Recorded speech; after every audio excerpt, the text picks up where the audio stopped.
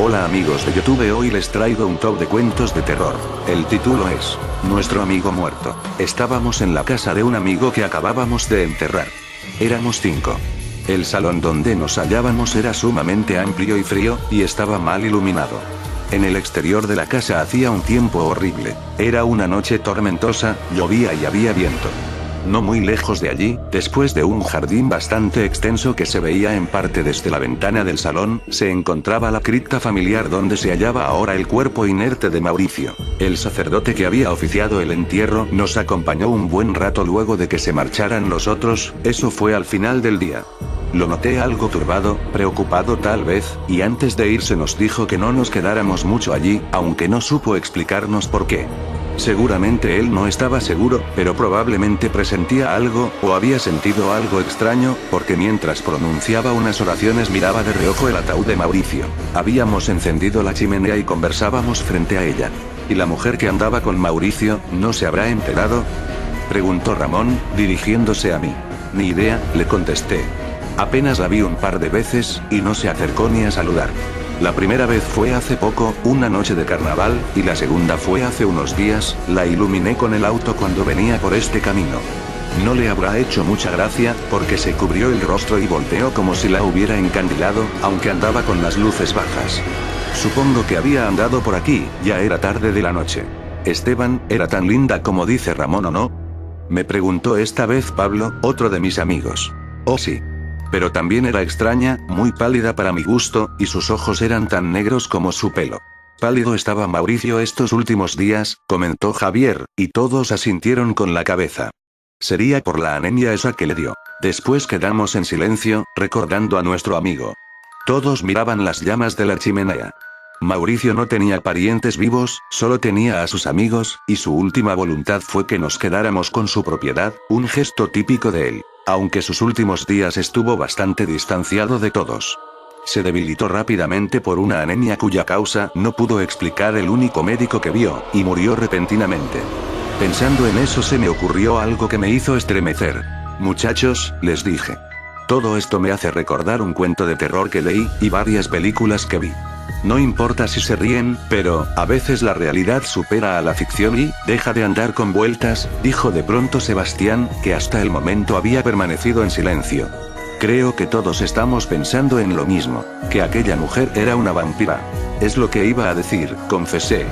Evidentemente los otros también estaban pensando en eso, pues quedaron completamente serios y con los ojos muy grandes. La noche iba empeorando, la tormenta creció.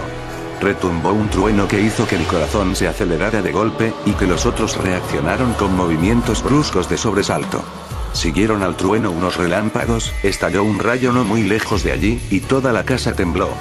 Las pocas luces del salón empezaron a titilar, y en medio de aquella emoción, de aquel terror que iba creciendo y que alimentábamos entre todos, Ramón lanzó un grito y señaló hacia la ventana, y a la vez vimos que un par de siluetas humanas se desplazaban por el jardín. Una era de mujer, y la otra parecía ser la de Mauricio. Desaparecieron en la oscuridad y no los vimos más. Cuando la tormenta amainó nos marchamos de allí. Pasados unos días nos reunimos para hablar del asunto. Ninguno ha vuelto a la casa, la dejamos abandonada, y hasta ahora no nos atrevemos a revisar la cripta donde colocamos a nuestro amigo. Este es el segundo cuento. El título es En la oscuridad. Rubén caminaba siguiendo la línea blanca de la ruta, que era lo único que se veía en aquella oscuridad. Cuanto más avanzaba la noche, menos vehículos cruzaban por él, y ninguno se detenía para llevarlo. Viajar así era parte de su vida. Trabajaba en una cosecha, viajaba hasta otra, vivía un tiempo en un pueblo, o en algún establecimiento rural, partía nuevamente, pero a pesar de haber andado en incontables ocasiones por numerosas rutas, muchas veces de noche, nunca había atravesado una zona tan vasta y despoblada, ni había visto una noche más oscura y silenciosa que aquella. La línea de la ruta era su única guía, no se veía ni las manos. Avanzaba lentamente, con pasos inseguros. Inútil era levantar la vista hacia el cielo o buscar el horizonte, pues todo era oscuridad. Era angustioso caminar así, mas no quería detenerse, porque sentía que cierto temor, vago aún, iba a aumentar si dejaba de caminar. Al marchar podía concentrarse en seguir la línea blanca, y de esa forma no pensar, pero su temor igual fue creciendo de a poco.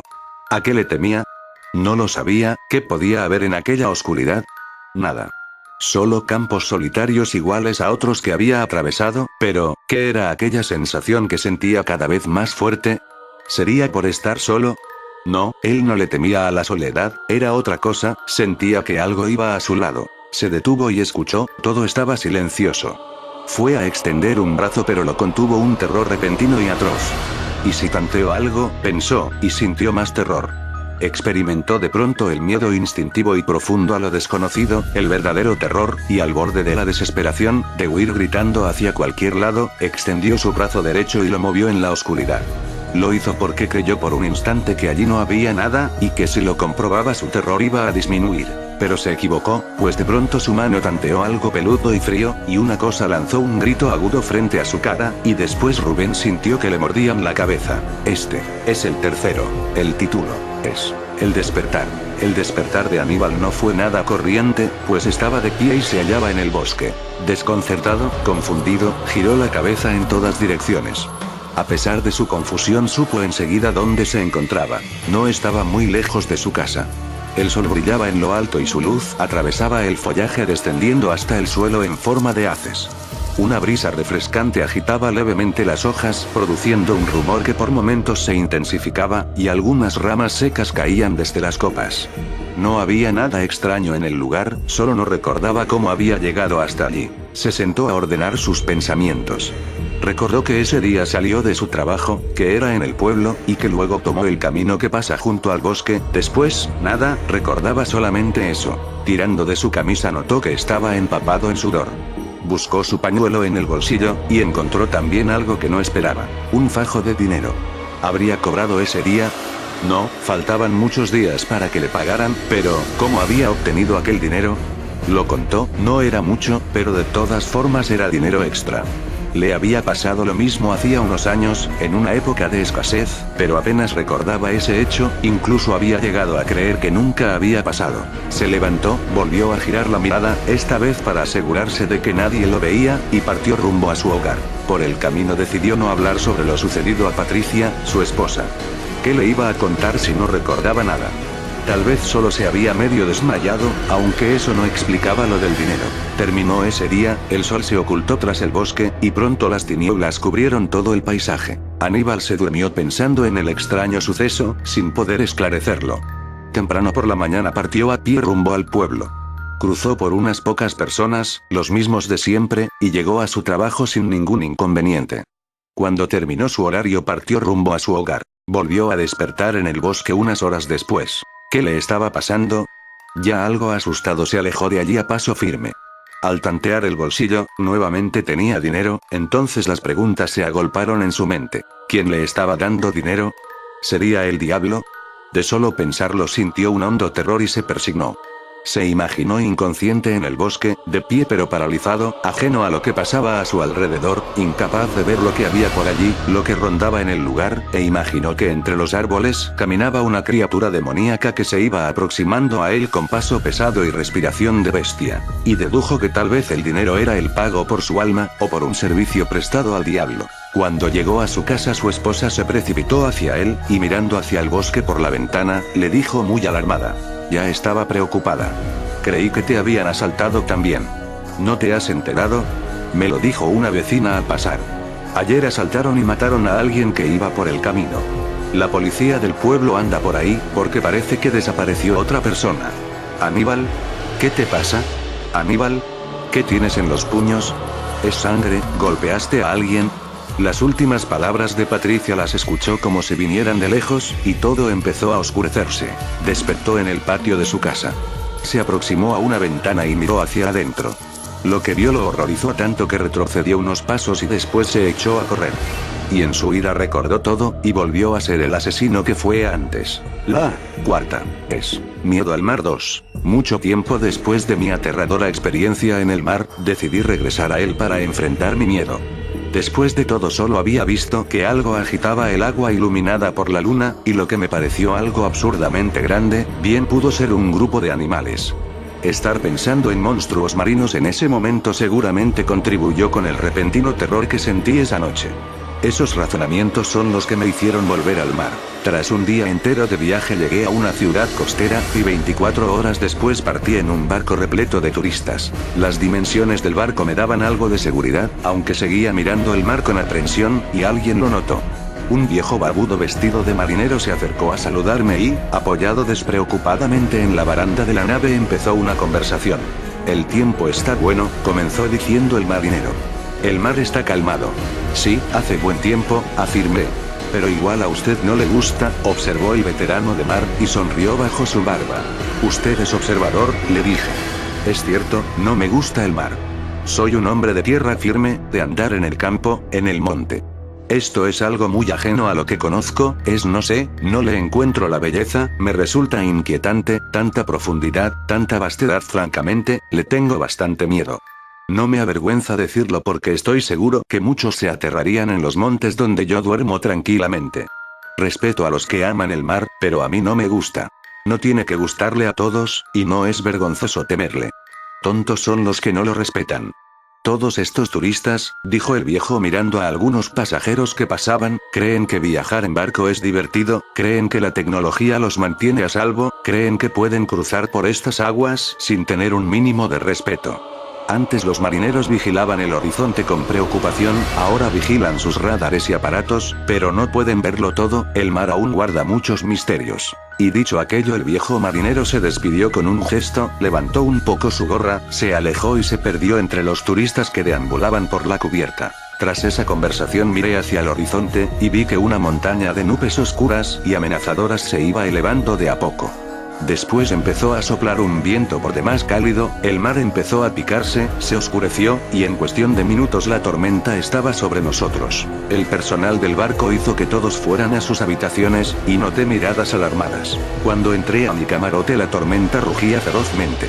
A pesar del enorme tamaño del barco, el mar enfurecido empezó a sacudirlo, e inevitablemente me asusté bastante. Retumbaban truenos, el viento silbaba horriblemente, y el ruido del mar enloquecido era ensordecedor. Entonces maldije mi decisión de volver al mar, y no sé por qué miré repentinamente hacia la ventana redonda del camarote. El viejo marinero me miraba desde el otro lado del grueso vidrio, pero ahora tenía rasgos monstruosos. Tenía dientes puntiagudos y una sonrisa descomunalmente grande, y lo iluminaron unos relámpagos, y aquel instante de intenso terror me pareció eterno, hasta que finalmente desapareció de pronto. La tempestad duró toda la noche. Por poco el barco no zozobró, y de milagro no terminamos en las oscuras profundidades del mar. Unas horas después alcanzamos un puerto. En ese tramo del viaje busqué al viejo marinero con la esperanza de comprobar que era alguien real, y que lo que vi fue una especie de alucinación provocada por el miedo, pero no lo encontré, y aunque pregunté a varias personas nadie lo recordaba. Esta es la quinta. El título es El muñeco. Esa noche Gerardo estaba atendiendo la emergencia del hospital donde trabajaba. De pronto se abrió la puerta de 2 hojas y un par de enfermeros entraron empujando una camilla. Sobre esta iba acostado un tipo que estaba abrazado de un muñeco. Gerardo había visto de todo, pero aquello lo sorprendió. Uno de los enfermeros se acercó para decirle en voz baja: «Doctor, el paciente tiene síntomas de haber sufrido un infarto. Lo atendimos en el teatro donde estaba dando una función. Como ya habrá notado, es ventrílocuo, y no se quiere apartar del muñeco. Está bien, yo me encargo». «Buen trabajo», le dijo Gerardo al enfermero. Al ver al paciente de cerca notó que estaba a punto de perder el conocimiento.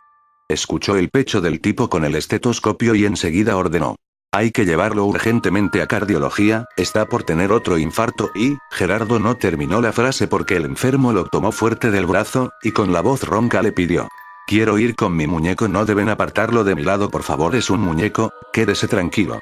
Se lo voy a cuidar personalmente. Ahora tiene que preocuparse por usted».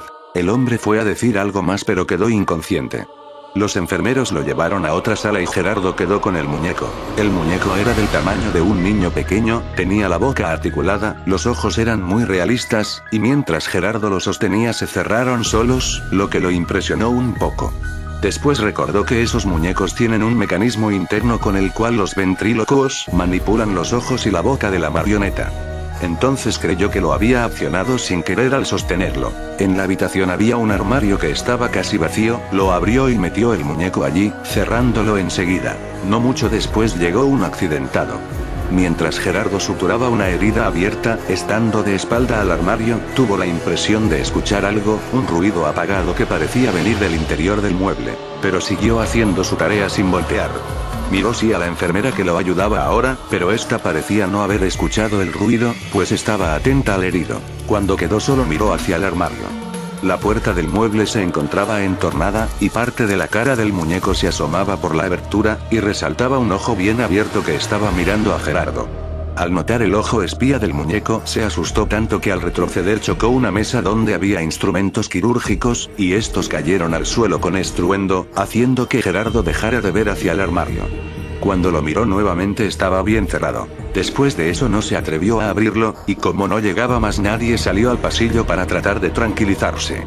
Volvió a la sala acompañado del doctor que lo iba a relevar, y al no estar solo se animó a abrir el armario, y cuando lo hizo el muñeco ya no estaba, y su colega notó que habían dejado una ventana abierta. Esta es la sexta y última. El título es El último amanecer. Alfredo estaba algo mareado por la fuerza del impacto. Cuando se recompuso salió del auto a evaluar los daños. El paragolpes estaba torcido pero lo demás estaba bien. Era de madrugada y se encontraba en una zona donde no había casas. Una momentánea distracción lo hizo salir del camino y chocar con un terraplén. Volvió al auto y lo encendió. Sonaba bien. Después retrocedió un poco hasta enderezarlo para seguir su camino. Pero al ver unas luces por el retrovisor detuvo el vehículo. Un policía, es lo único que me faltaba, pensó Alfredo. La patrulla se detuvo detrás de él, se escuchó un portazo, y por uno de los espejos vio que un agente caminaba en su dirección. Buenas noches, saludó el agente. Vi que estaba maniobrando su auto, se salió del camino. Buenas noches. Sí, me salí del camino, pero fue poco, no había otro vehículo, choqué apenas contra ese terraplén de tierra. No fue nada, por suerte, jeje. El uniformado enfocó el terraplén con su linterna, luego se inclinó sobre la ventanilla. Le informo que va a tener que acompañarme hasta el hospital, tienen que revisarlo. Pero estoy bien, no fue nada, no tengo ningún corte ni nada, repuso Alfredo. Igual tiene que acompañarme, señor, es por su bien. ¿Es para ver si he tomado? ¿No puede hacerme una prueba aquí, esa de caminar en línea recta o algo así? Señor, tiene que acompañarme. Lo revisa un doctor y ya está. Mire, dijo Alfredo, y sacó unos papeles de la guantera. Tengo todos los documentos. ¿No los va a revisar? El uniformado los tomó y los miró por unos segundos. Está todo bien, pero igual tiene que venir conmigo. No haga que se lo repita. Salga de ahí y suba a la patrulla. Pero, ¿puedo ir en mi auto? Está funcionando bien. Suba a la patrulla. Acaba de accidentarse, tiene que dejarlo ahí. Ahora salga y acompáñeme, y no dé más problemas. No quiero dar problemas, solo preguntaba porque estoy bien, y no veo que sea necesario ir al hospital. Aunque aquella situación le pareció muy extraña, igual obedeció pues no quería problemas con la ley.